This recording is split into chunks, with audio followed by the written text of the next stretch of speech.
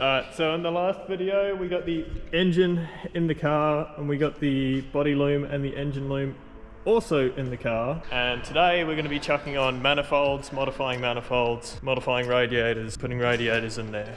But I thought I'd quickly run through what we're going to chuck on the car today. So we've got the intake manifold, which is just I don't really know what it is. I bought it off Facebook Marketplace. It looked better than a factory one. With the factory ones, you got to sort of route the piping over the motor and it looks terrible. So we've gone for a forward facing one, which just utilizes the factory flange and is chopped in with its own runners. Now, the only real interesting thing about this is that the runners are quite short. I think they're about 70 mil. So we'll have to see how it goes with low down torque, but we're just utilizing the factory drive-by-wire throttle body for our exhaust manifold. This is one that I've actually made. So I could have bought an off-the-shelf 6-boost or even an SDF manifold. They look really nice, but I wanted to give it a crack myself. So this is just a 10 mil thick laser cut header flange. It's T3. We've got a big 50 mil wastegate port on it. It's constructed out of 32 NB piping. It's all straight and bends. I made the collector myself. It's a twin 3-to-1 design. You start off making something like this, and then you chop two of them in half, and then you sort of merge them together and you end up with something like that. I'm really curious as to what it's going to sound like. Now I do want to remake one in the future anyway. At the moment there's a lot of hype around stepped headers. If you don't know what those are, there's a I can't pronounce the channel name, but there's a dude who made a video on them. They sound really cool, so maybe in the future we'll do another one of those and I can film all that for you. For the turbo, we're just running a 3584 RS. I think it's the right balance between not too laggy and not too choky. In the last video I talked about how the motor's a 4-litre high comp engine, needs to breathe a lot of air. The problem is, if I were to chuck, say, a 3076, just shooting straight for response on something like this, I'd choke it out pretty quickly. So even with the 3584 RS, we're running a big T3 106 rear housing. With this turbo manifold intake, I think we're going to be restricted on fuel. I mean, I'll go through the whole fuel system in another episode. I'm not going to really touch on that today. For our wastegate, we have this very genuine and real tile. It was definitely made in the USA. It's a wastegate. It might work. We'll find out. On top of all that, I need to modify a radiator to work in this car. We have really balled out on this one. We've got the cooling and radiator specialist, passionate with performance tuning parts special. I did already modify a radiator, this one to be specific, but I accidentally chopped into one of the fins. So that's now a paperweight. So to start off with, I'm going to be welding on the wastegate flange for the manifold. First up, we've just got to clean up the port a little bit before we can get that on. But then it's as simple as just zapping it on like so. And then we can slap the manifold on the car. Perfect.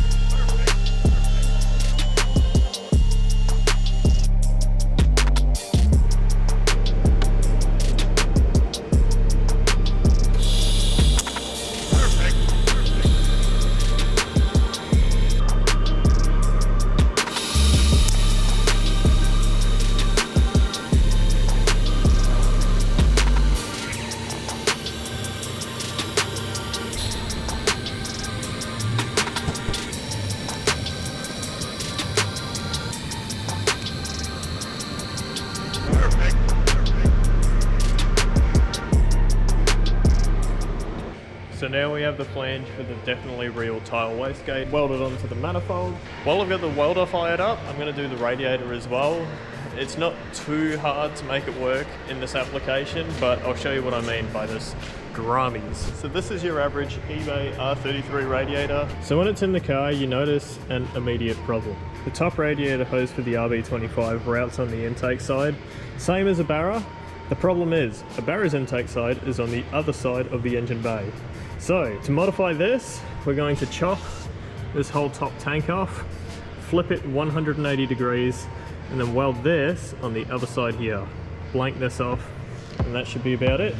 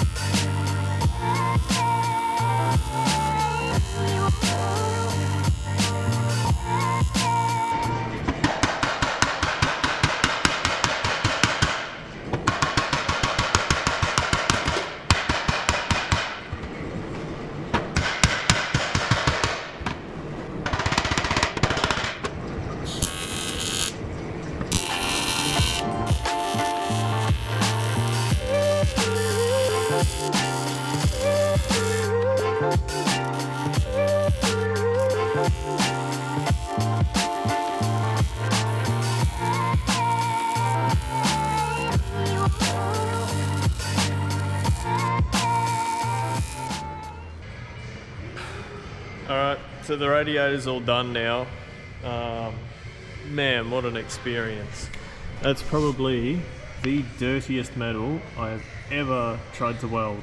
So, kudos to you, Chinese child who originally manufactured this. Anyway, I'm going to chuck it in the car now. I'm going to chuck the exhaust manifold and the intake back on too.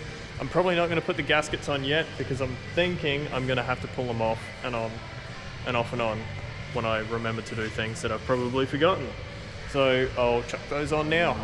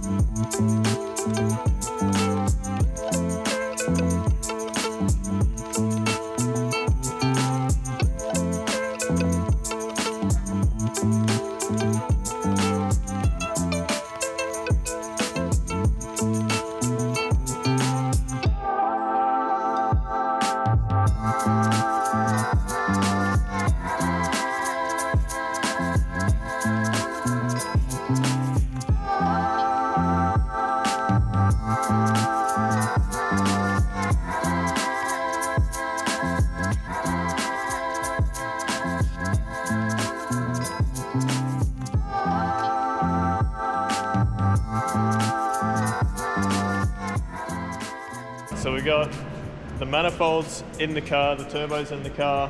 When I say in the car, I should say quite loosely. They're all pretty much just held on with a couple of nuts and bolts. The reason I'm doing this is because we still have a lot to make in this bay. I've got to make a power steering reservoir for our pump. I've got to make a catch can in the corner of the bay.